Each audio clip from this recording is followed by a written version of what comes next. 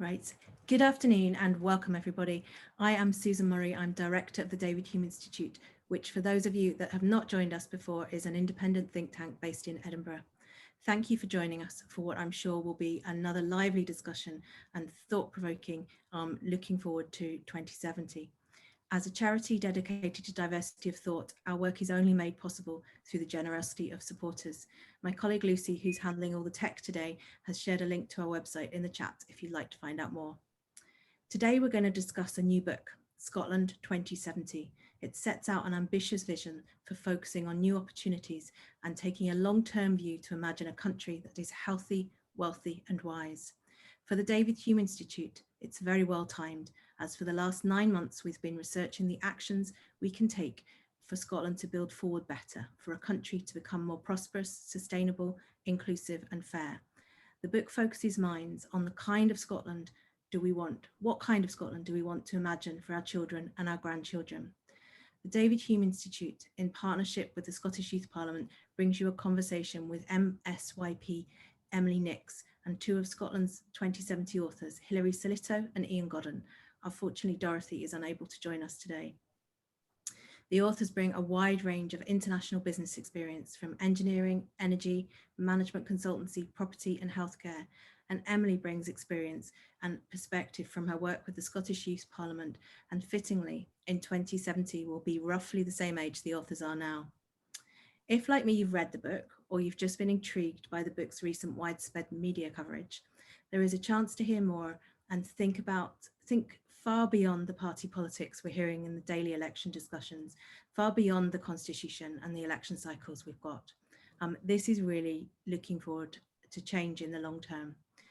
Now, just before we get started, here are a few things about the event and how it will work. We are recording the session and it will be uploaded to the website afterwards. There are approximately 20 minutes of the author and panel conversation, and then we'll move to questions from the audience. Now, with the questions, please post them into the Q&A section at the bottom of your screen, and Lucy will invite you to unmute so you can ask your question directly of the panel. If you're unable to mute, then let us know and we'll ask the question for you. When asking a question, please state your name and your organisation if that's applicable. And as we near at the end of the event, if we've got lots of conversations, I may group them just to see if we can get through as many as possible. Without further ado, I'm going to welcome our speakers. Hilary Salito. Hilary is an internationally recognised expert in systems engineering and systems science. He was born and grew up in Scotland and has travelled widely in connection with his work. After graduating with a degree in physics from St Andrews University and an MSc in applied optics from Imperial College, he had a successful engineering career with Ferranti and Thales. He holds 8 patents and has been a visiting professor at the Universities of Bristol and Strathclyde. Hilary's co-author, Ian Godden, grew up in Edinburgh and studied chemical engineering at the University of Edinburgh. He joined BP in 1975 and then worked on and offshore in the early pioneering days of the North Sea. Ian received a diploma in accounting and finance and went on to study an MBA at Stanford. He's been a consultant to some of the biggest companies in the world, including Shell, BP, Boeing, BAE Systems, Rolls-Royce and Airbus. He was appointed as a member of the UK government's National Defence Industrial Council and drove the merger of 3 trade organisations and became chairman of the resulting trade association. Ian has co-founded businesses, written books, advised governments, and has split his life across 3 countries, but will soon be returning to Scotland. And I'm delighted that Emily, MYSP and Scottish Youth Parliament can join us. Emily represents Cunningham South, and as well as representing people of the area, she's the Culture and Media Committee and has been involved in the development of the Scottish Youth Parliament's Manifesto for the Future. Emily is passionate about reading and led the Youth Parliament's campaign on reading for pleasure this year, as well as being fascinated by the power of storytelling. I'm delighted to welcome all our speakers and the audience for what I'm sure will be a fascinating discussion. So we'll come to Hilary first. Hilary, can you tell us about the journey of the book and what brought you and your co-authors together to imagine Scotland's future in a much longer time frame than most other people are considering at the moment?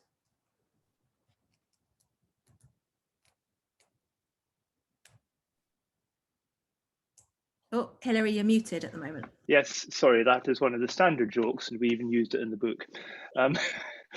Yeah, so the shorter version. Ian and I were at school together, and we'd kind of, I suspect, forgotten about each other until we bumped into each other in a very posh reception in the National Gallery about 15 years ago. At the time, I was seconded into the MOD to run a bit of the procurement agency in Bristol. Ian was talking to a general I wanted to talk to. I recognised this Scottish person and Scottish accent and dredged my memory and said, "Are you Ian Godden?" And he was. So we kept in touch. We met at a couple of school reunions, and then Ian sent an email, I think probably to the whole class group, challenging assumptions before the 2014 Scottish referendum.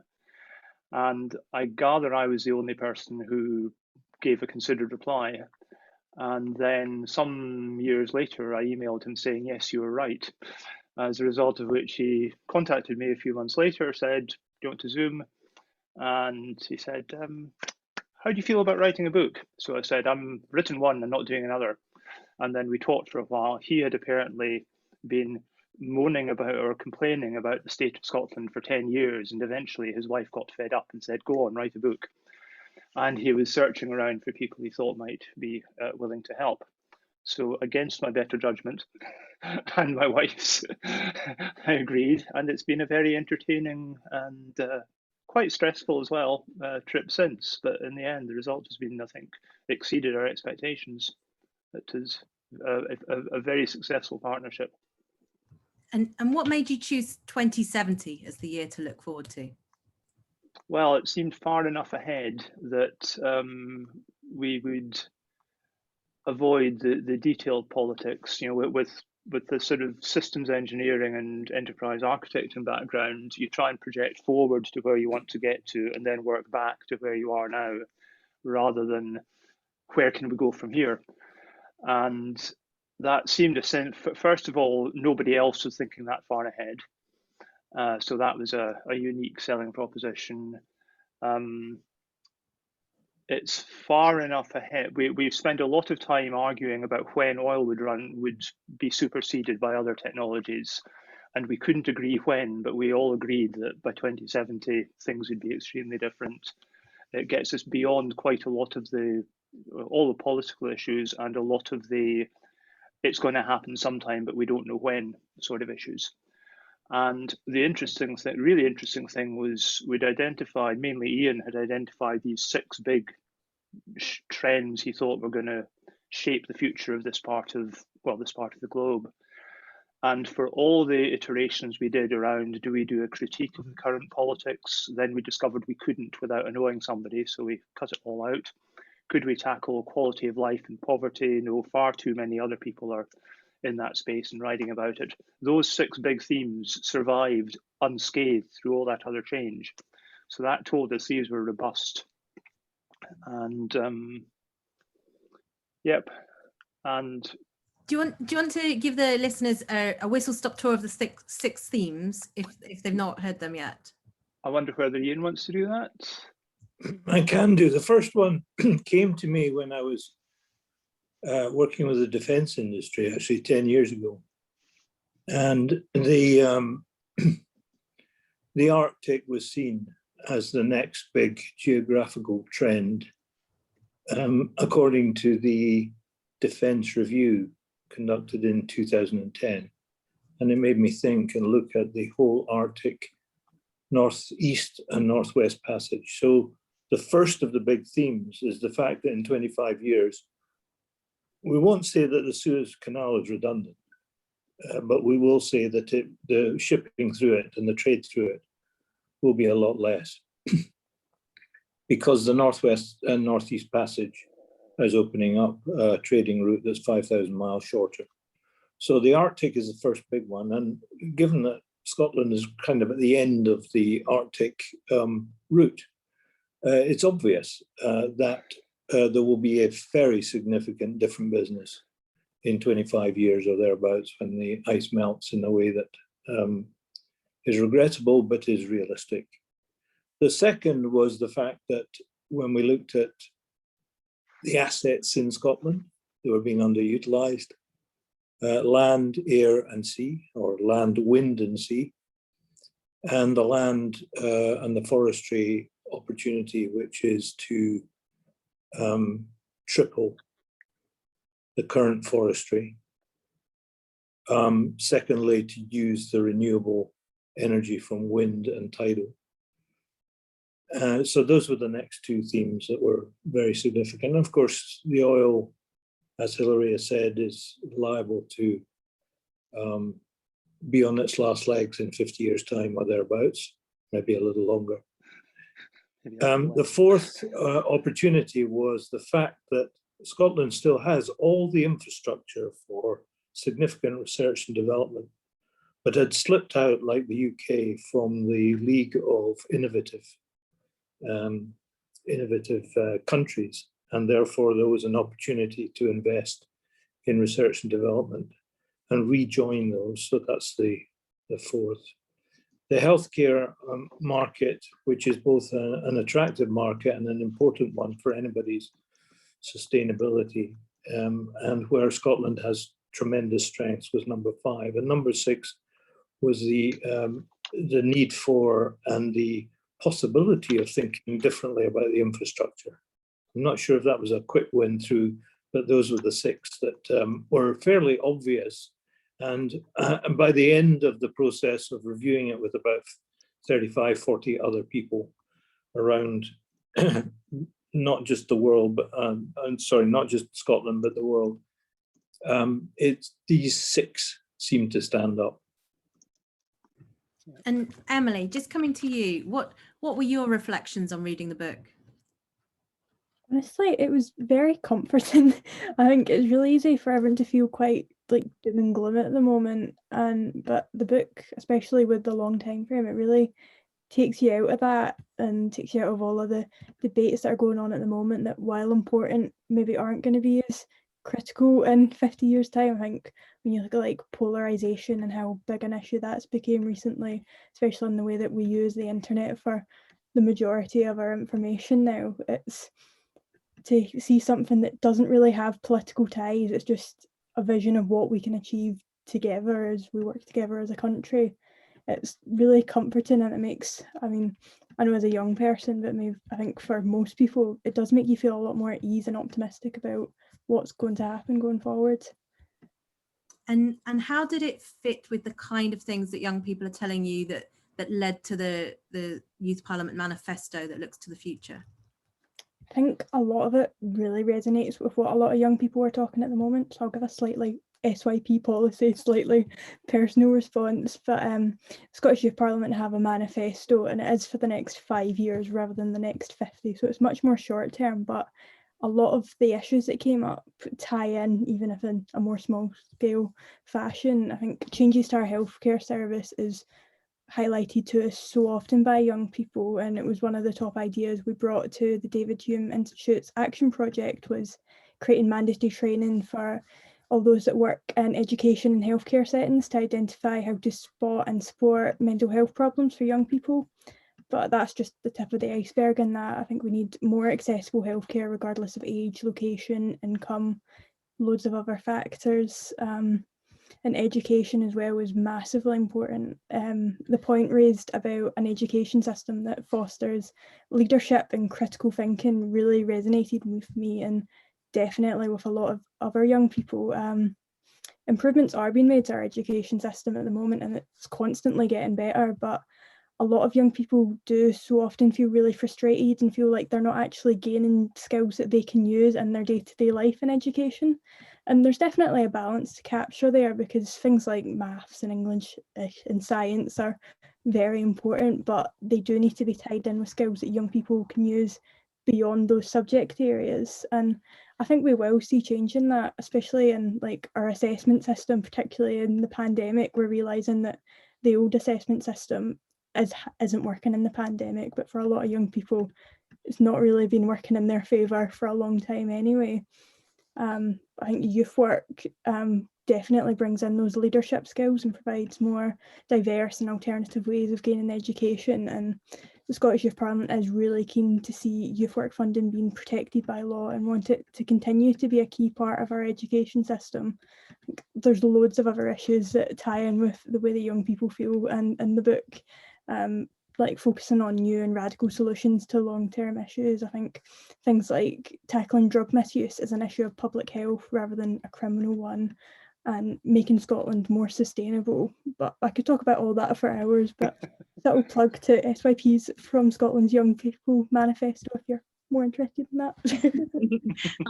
Thanks, Emily. I mean, there definitely there were parts of the book that particularly resonated with the things we'd heard. We've talked to almost 5,000 people now as part of the action project, and it has been phenomenal for me in terms of, we didn't start with a plan of what we thought people would tell us, and we didn't start with ideas of what we thought was right and consult on those.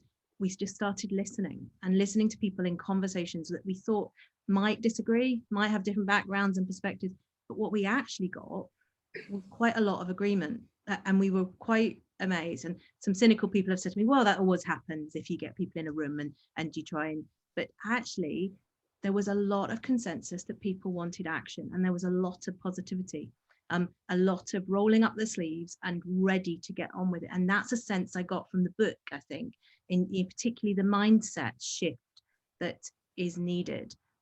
Really, the action project made me think much more is possible, and we're capable of doing much more, and particularly from the young people. You know, Emily said the education system has gone through a fundamental change, but we're third in the world on global attitudes and critical thinking. No one's talking about that.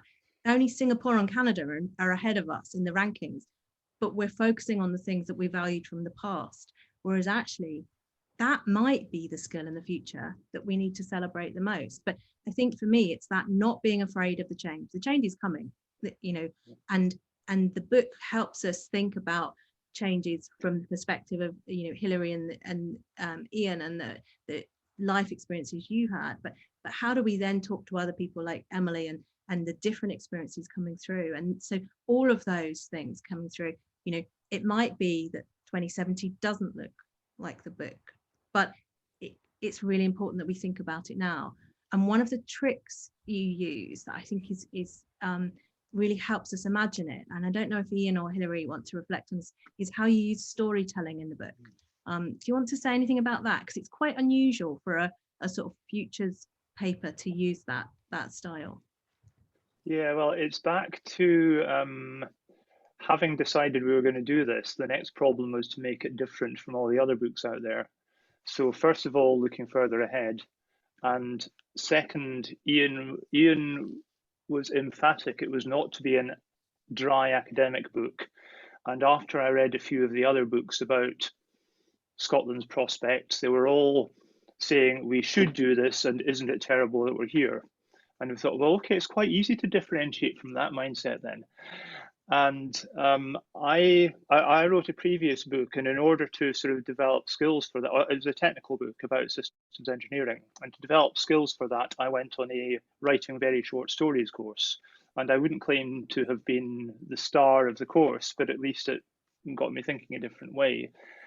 And the chatting around, I think one of the things that came out of our early conversation was this "we're doomed" phrase out of Dad's Army, which is of course the phrase we start the book with. And the other thing we got the idea, would this work? Could it work? And another influence, I think, was reading Leslie Riddick's book Blossom, where she mixes personal anecdotes. You know, I was driving up the Mallig Road to go to Egg when I thought about this, and then she moves into a sort of more general thing quite smoothly. We didn't think we could pull that off, but we did realize that the story thing touched a whole lot of things. It gets it much more, it engages you far more. It gets you imagining things. It also allowed us to express opinions that were not ours, or that could masquerade as not being ours, and no way are we going to tell you which is which. But it allows you to introduce ideas and viewpoints and see how they bounce off each other in a way that would be terribly, terribly dry and terribly, terribly boring if you tried to do it factually. And we tried different formats, and eventually we came up with this. Most of the chapters start with either a story or a personal reminiscence about now. Then there's a sort of bit of factual editorial, which we've tried to get as readable as we possibly can, and we seem to have succeeded from the feedback we've had. And most of them, there's a story at the end that's tying up what it might be like in 2050 or 2070. And that seemed a very natural way, having got the number of chapters down to a manageable number, which is 8. So chapters 2 to 7 are the 6 big ideas, and that seemed a really natural way of sort of bookending each chapter. And from the feedback we're getting, it seems to have worked. Yeah, I think it allowed us to do the well-researched piece and to top and tail it in such a way it was accessible. For a non-fiction book, it's not easy to develop that narrative. And looking into the future, it gave us, because this is about the future, and whilst you can't entirely predict the future, you know, our quote is, if you want to predict the future, create it for yourself. Yeah. But the concept of stretching the mind was important for the book, because all 6 of these big opportunities require Scotland to stretch their mind. The people must stretch their minds on this. Funnily enough, some of the stretch the mind is not exactly what you would call a new world, new technology. For example, the forestry, you know, going from 18% forested to 50 or 60% forested is a stretch of the imagination with the current plan. The current plan is 18 to 23, and they're very ambitious for that. Well, our ambition is much greater, and therefore the story kind of reflects what the change of society will be when 50 to 60% of Scotland is forested and it's no longer known as the wet desert. That will change Scotland, and it required a story to kind of give an indication of what it might be like. So it is useful to use those future stories, even if they're not quite accurate and not predictable futures, but they do stretch the imagination. And this is a stretch your imagination book on a realistic basis. The other part of that narrative is having decided in principle we were going to do this. The Edinburgh Book Festival 2019 happened quite soon after our first conversations. In fact, I remember sitting on the pier at Lerwick, having sailed there in the yacht I own with a friend, having a conversation with Ian and Dorothy, who I think were in the Middle East, about how we were going to do this. We got our first idea. And then I went along to the book festival, which is always a great way to get yourself psyched in for writing. And the theme of the whole book festival was "We Need New Stories," which was actually the title of a book by Nesrine Malik, the Guardian columnist. And I went to her talk about her book, and the phrase that really stuck in my mind out of that is you use stories to smuggle facts into the narrative. And so we were consciously using that to get particularly some of the more controversial facts, or the sort of things that you simply couldn't tie in a logical way that was readable. It was very easy to tie them in a storytelling way that was readable. So yeah, we acknowledge the debt to the book festival and to Nesrine Malik. Mm-hmm. Oh, thank you. So let's open it up now for questions. We've got a whole range of different people in the audience with different backgrounds, and I'll just say there are absolutely no stupid questions. So please do come forward with what's thinking so far. I mean, we haven't got any through yet, so I will ask another one. But please, I don't think you want to listen to me speak all the time. So please do ask your questions. Hilary, in the prep for this, we were talking a lot about the reforestation point and the soils and the wind, and that comes through really strongly in the SYP and the young people manifesto. Do you want to say a bit more about that area of the book? Yeah, so coming back to the book festival again, I went to a story writing workshop, and sitting next to me was somebody with whom I was surprised how easily I could converse. Turned out she was Mandy Meikle, who is the editor of Reforesting Scotland Journal, has a microbiology PhD, and was passionately interested in all this stuff. So I buttonholed her for half an hour after the workshop, then joined Reforesting Scotland and picked up a huge amount of stuff from that, huge amount of stuff from some of relatives of some of Ian's friends who are actually in the forestry business and the modern regenerative agriculture business. So we did a lot of learning and a lot of sums and a lot of trying to dig into what is a very complex subject. But the thing that really focused our minds is the closed loop between growing a tree, having an industry adding value to the wood to create high value product, then building wooden houses which are potentially very well insulated, carbon sequestering rather than carbon emitting. So the possibility of this virtuous circle, and if you burn a tree to heat your house, you'll keep it warm for a week. If you use the tree to insulate your house, you'll keep it warm for a lifetime, sort of thing. And I think one person in the audience has picked up this idea of passive house technology. And sorry, I'm getting over enthusiastic. One of the things about houses is that they will be here for 50 years. Every single house built this year will still be standing in 2070. Unless they're so unfit for purpose, they're knocked down by then, which is an incredible waste.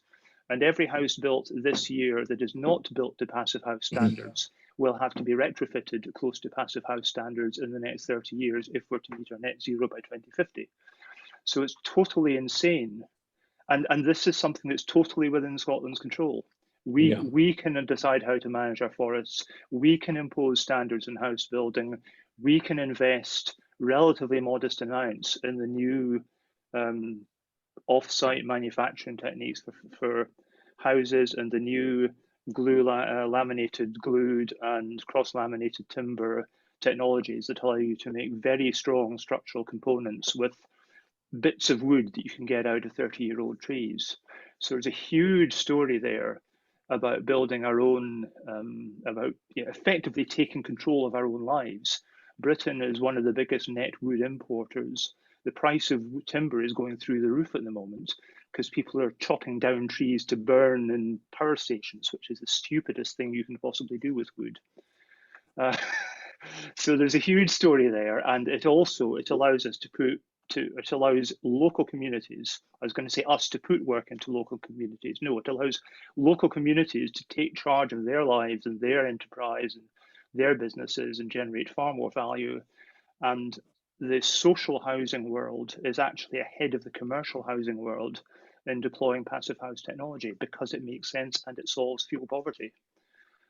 And agriculture emits 23% of the world's carbon emissions and pretty much 23% of Scotland's carbon emissions.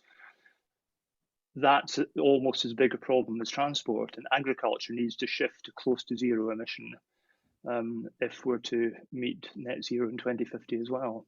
Mm-hmm. So it's a huge opportunity, and it's the one opportunity in the book that is entirely within our grasp. Scottish people living in Scotland with resources available right now under devolution, never mind anything in the future. Mm-hmm. Right, thanks, Hilary. We'll come to Ken Barker for the first question. Ken, do you want to unmute and ask away? Okay, I think I'm unmuted now. So fascinating. Looking forward to reading the book. You've talked a lot about things thus far and probably a little less about people. And one of the many questions that occurred to me is, what do you think migration patterns will mean for Scotland? You know, we've really had quite a stable population for a long time. We've had less inward migration than most European countries and certainly less than the rest of the United Kingdom. I'm not sure that will continue. So when you think forward 50 years, and if we see a change in migration patterns, what does that mean for Scotland?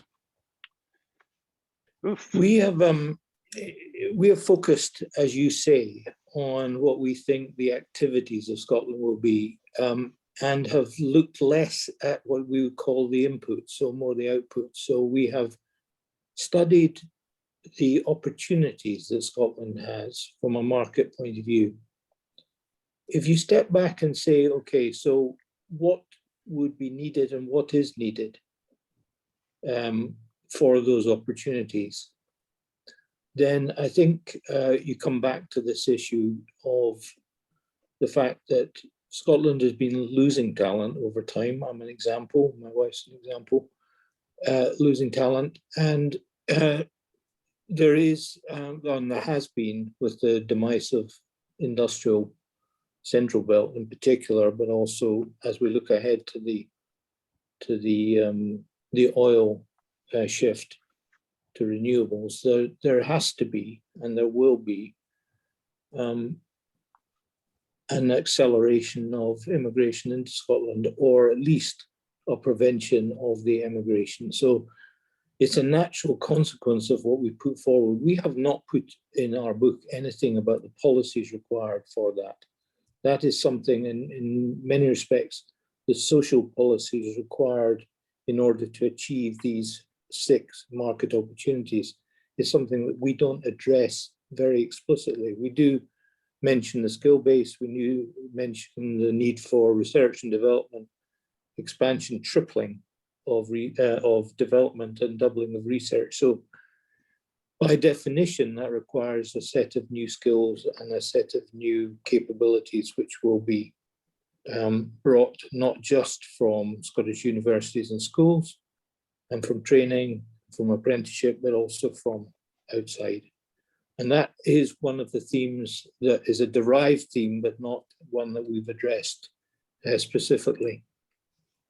I mean, for anyone interested in population, we had Professor Mike Anderson and Esther Russedge, who I believe is on the call. Esther, if you're here, feel free to come in on population if I get this wrong. But recently, I think it's the last 5 years, Scotland became a net importer of people from the rest of the UK, which has been unusual in historic terms. So it's a really interesting lecture, and we've had Mike 2 years in a row because the population is changing quite a lot at the moment.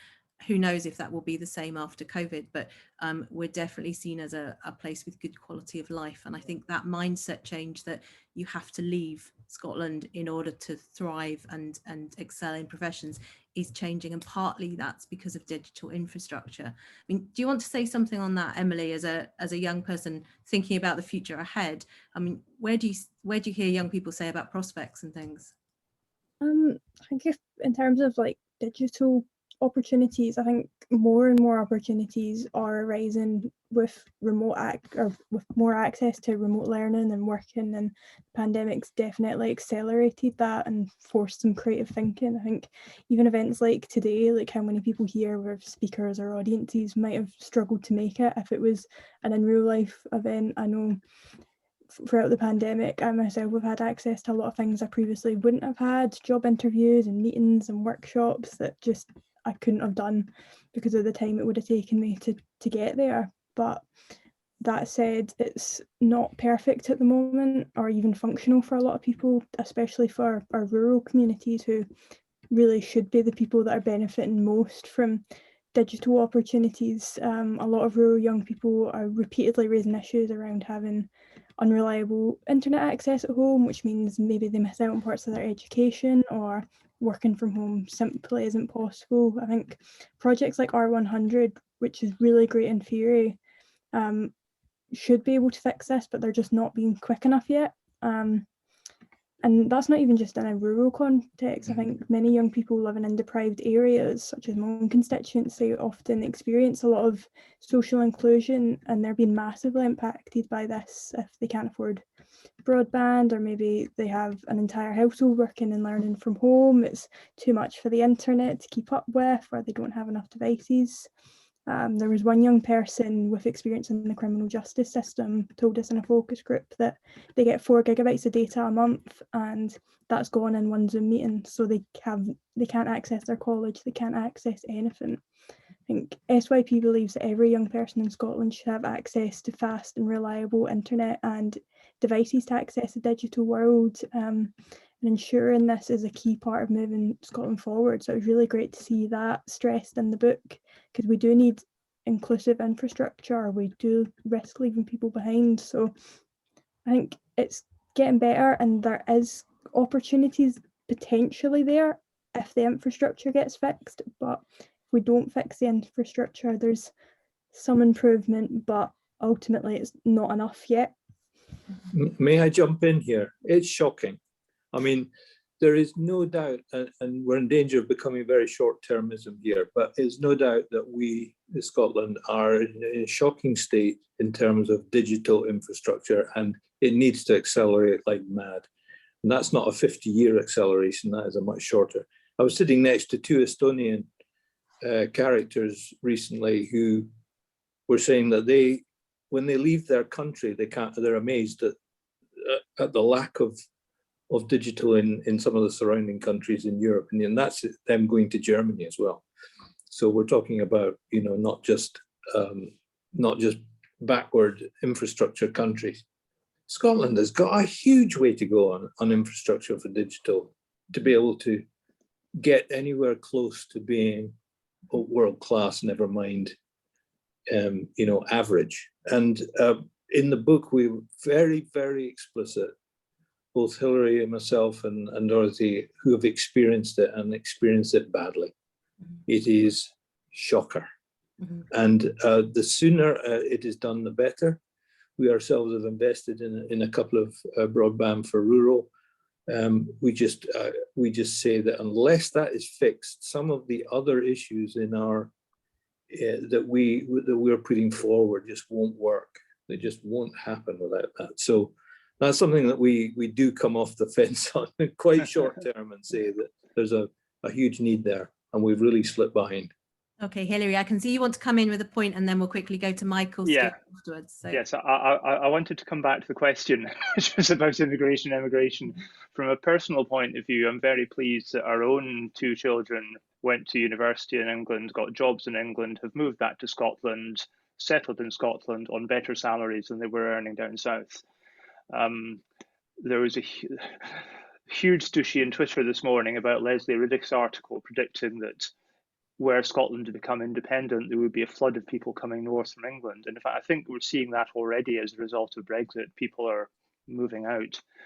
There would probably be a corresponding flow south, according to the action on Twitter, but I don't know.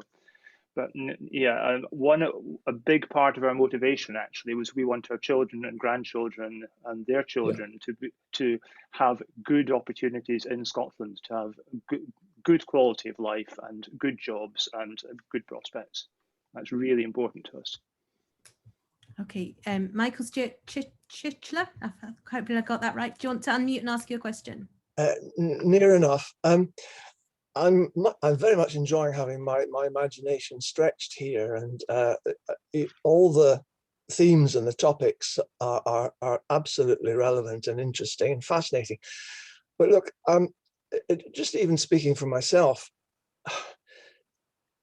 the COVID lockdown has narrowed my vision, has narrowed my view, and has made me much more cautious about everything. And I'm just wondering that all these wonderful things that we want to do and we should do and we can do, how are we going to actually take the public with us? I mean, we need the consent, we need cooperation.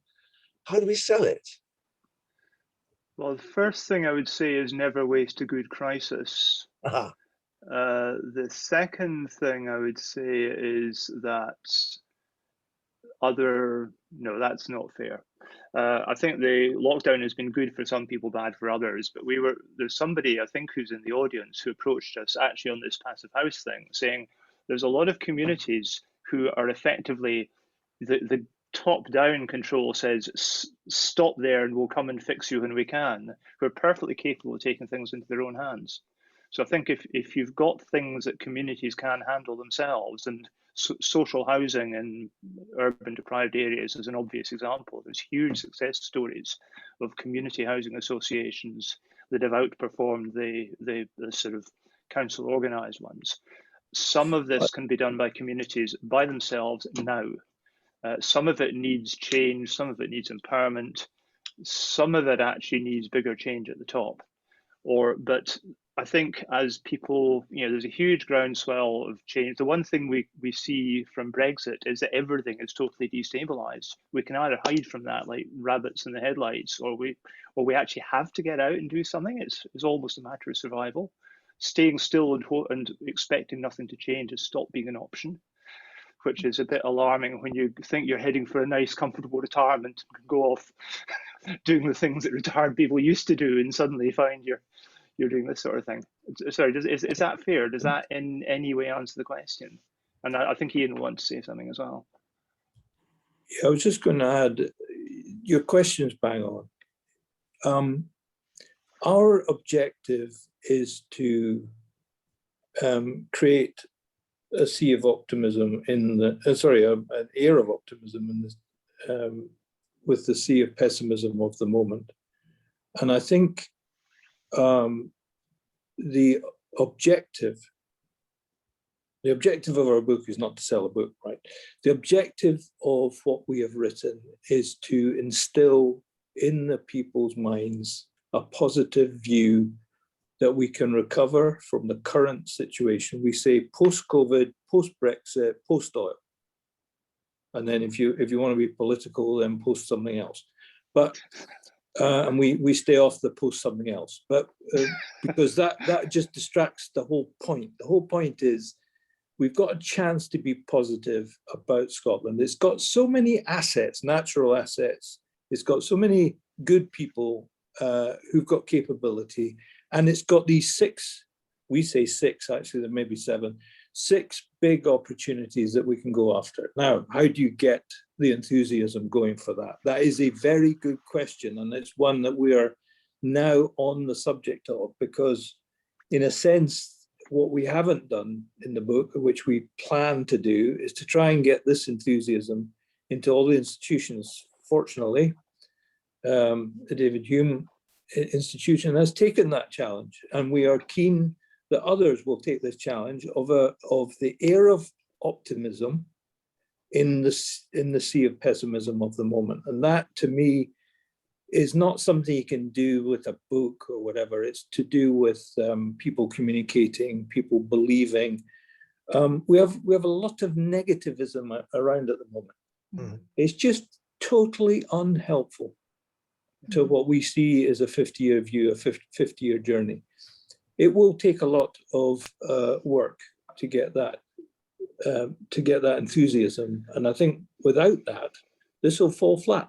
It will absolutely fall flat, or be put on a shelf somewhere, say, that was an interesting idea. It's like a character who said that the age of wood in 1939, well, it took about 50 years. Now is the age of wood. He was 50 years, a little bit short, a little bit too early. So there is a risk that this book will sit on a shelf in 50 years and say, that was an interesting idea, unless the enthusiasm from the people picks this up. And that's our ambition, is to get that enthusiasm. So we'll come to Martin Bell next, because you're picking up on a point that jumped out to me from the book, which is, and Hilary, you've just said about things you can't stop, and we can't stop climate change. For too long, we've spent ages debating whether or not it's happening. Well, I think the change in the Arctic sea ice is showing that it's happening whether we like it or not.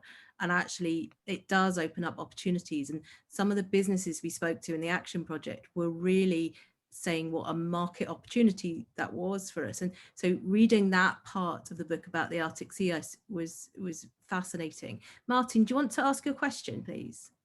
Sure, thanks. Well, thanks very much for a fantastic introduction. I'm very much looking forward to reading the book.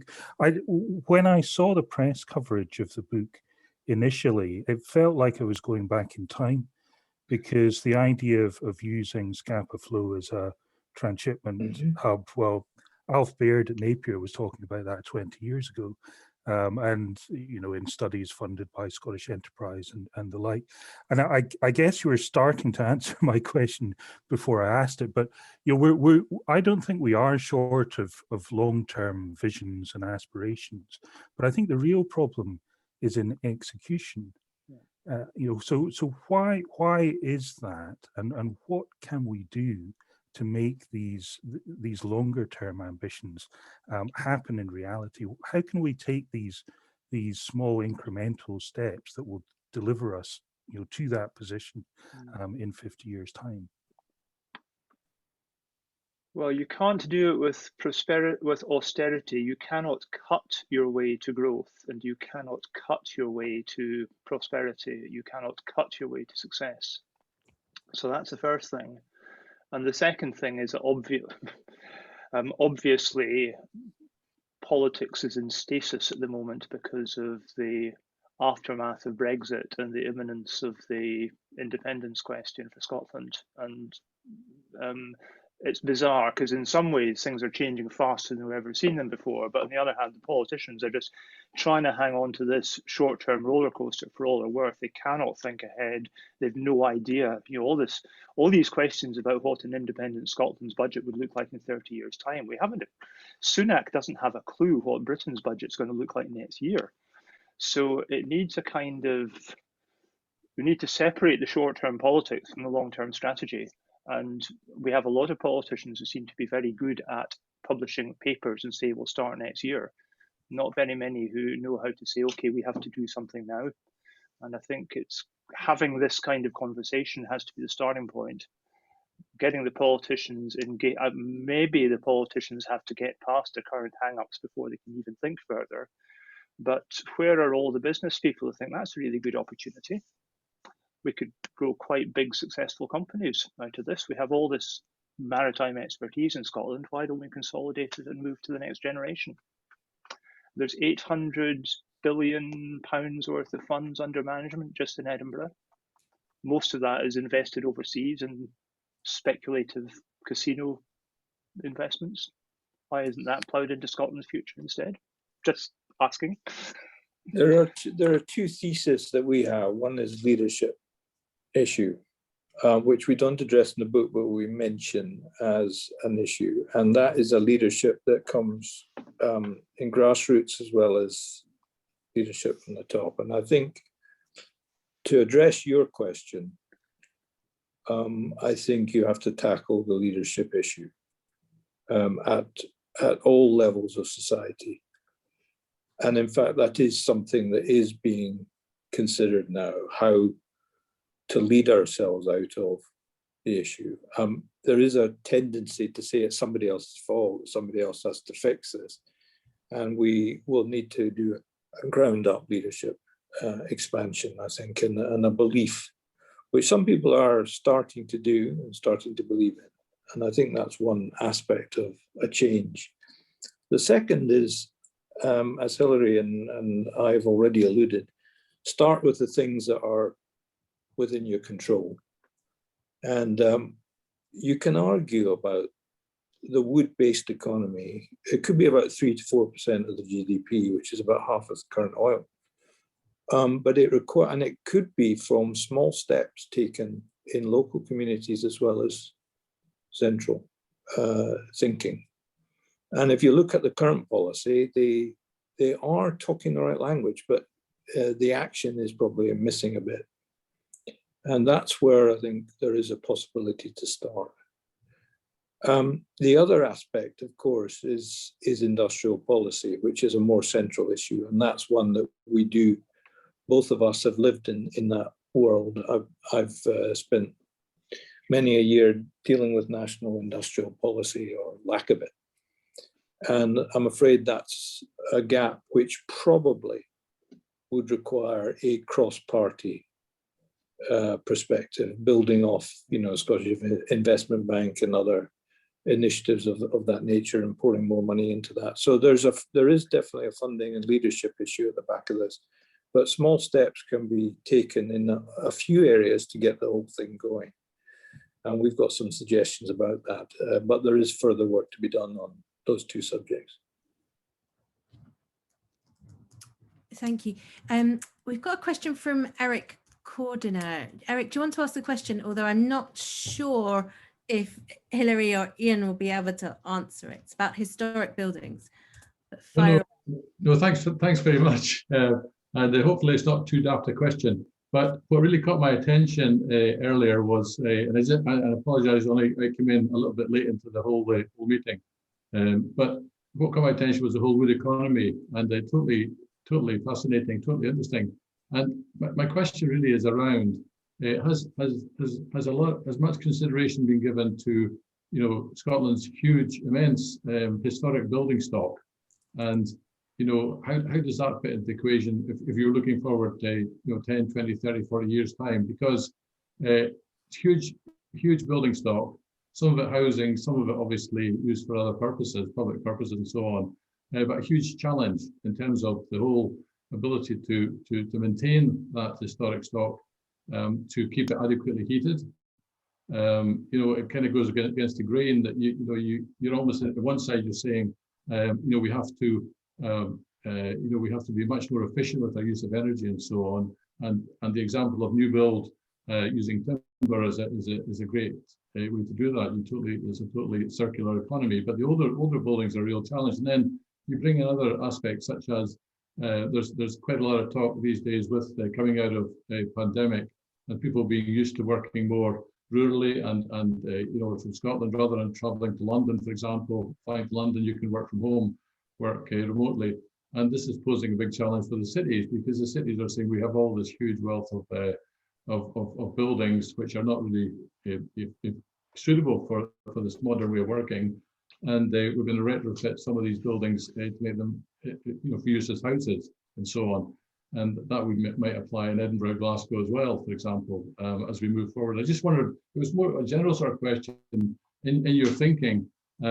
And I haven't read the book yet. I very much look forward to doing that. I just wondered in your thinking moving forward, has there any thought been given to that aspect of what Scotland might look like in 20, 30, 40 years' time in terms of these aging buildings that are a real challenge to maintain today, and that challenge increases as we go forward. I mean, I'm part of a consortium that's looking into these aspects at the moment of how you could digitally improve the management of buildings.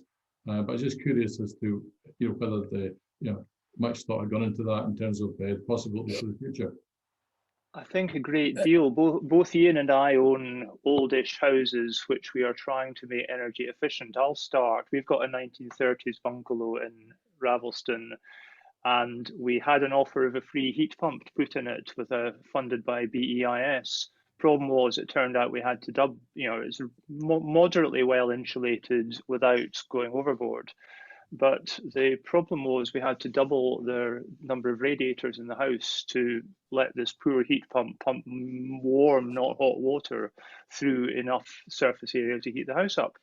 And can we find, we've looked very hard at there's a very good book about retrofitting energy efficiency to old houses.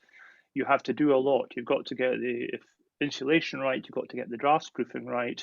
You can't do it in a heavily listed building. I mean, our bungalow is not a listed building.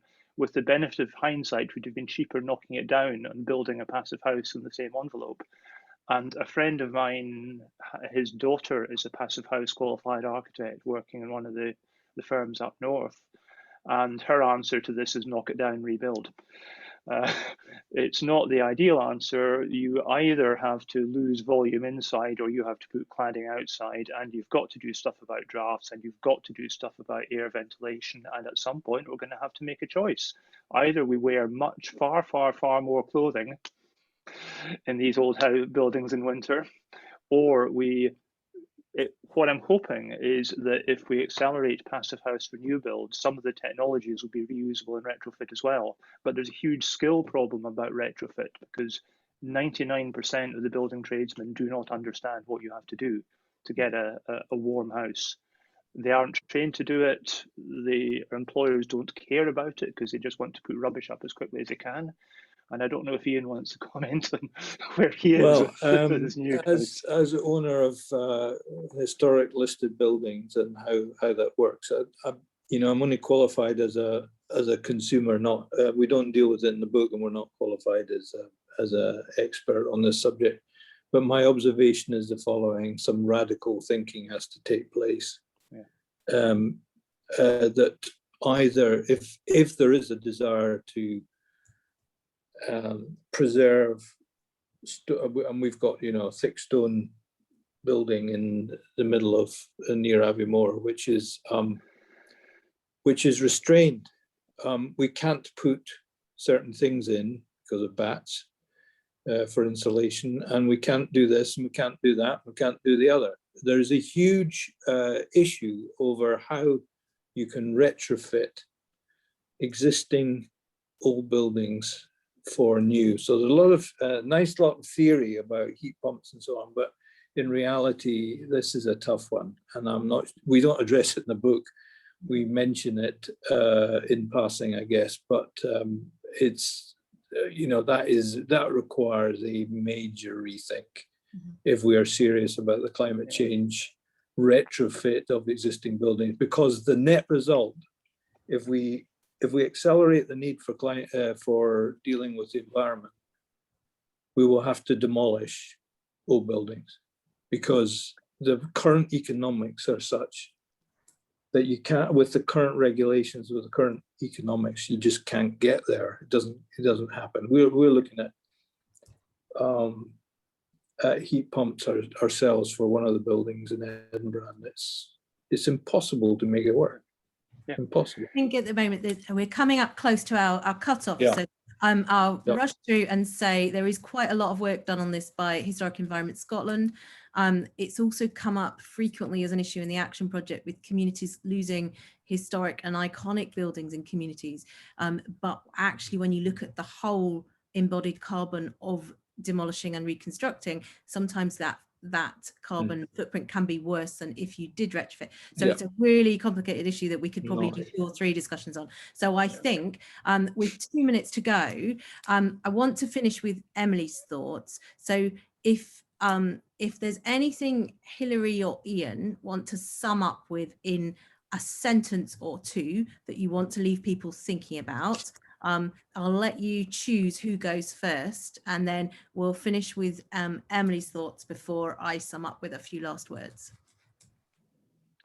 I'd like to finish with my positivism. Yeah. Look north for the future. Look north. Don't look south. Look north. Steward the assets. Land, air and sea. Scotland's tremendous opportunity to do that.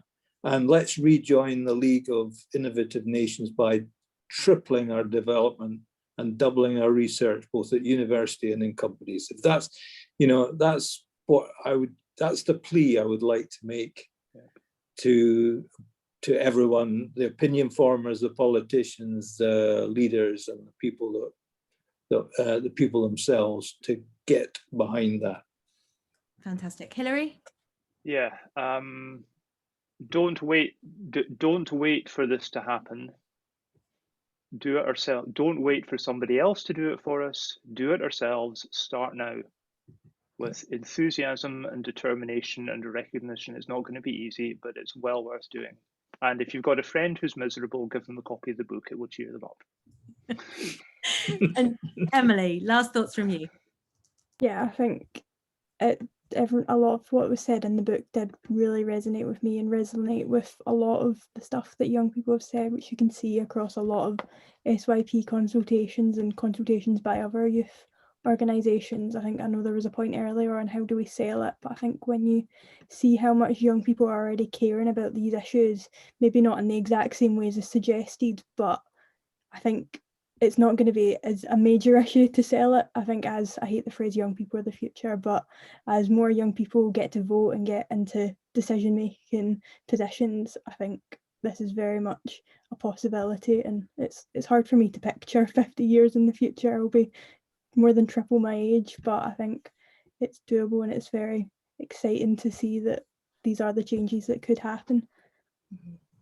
Thanks, Emily. So I don't think you're the future. I think you're the present too. And that's why we're totally committed to making sure that young people's voices are heard on platforms today.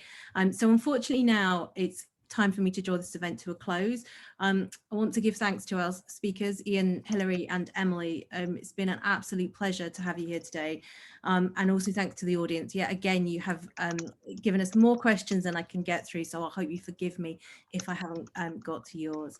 The recording will be available on the website, so please do share it. It will probably go up tomorrow, all things being well with the tech. And just one final thing. So our next event will be on the 11th of May, and we will be discussing the Great Risk Transfer. It's a fascinating subject, and it's in partnership with the Institute and Faculty of Actuaries. So it's really opened my eyes to something that I'd kind of been a little bit aware of, but not actually the full scale. So fascinating, and Emily, particularly relevant to your generation. So please do share that link. So finally, thank you ever so much. And we've mentioned the Action Project a few times today. In the follow-up for the event, we will send round the details of the research, because I think it would be really interesting to hear from the audience today, what's your action after listening to this conversation, and please do tell us. So thank you ever so much. That's it from the David Hume Institute this afternoon. Goodbye.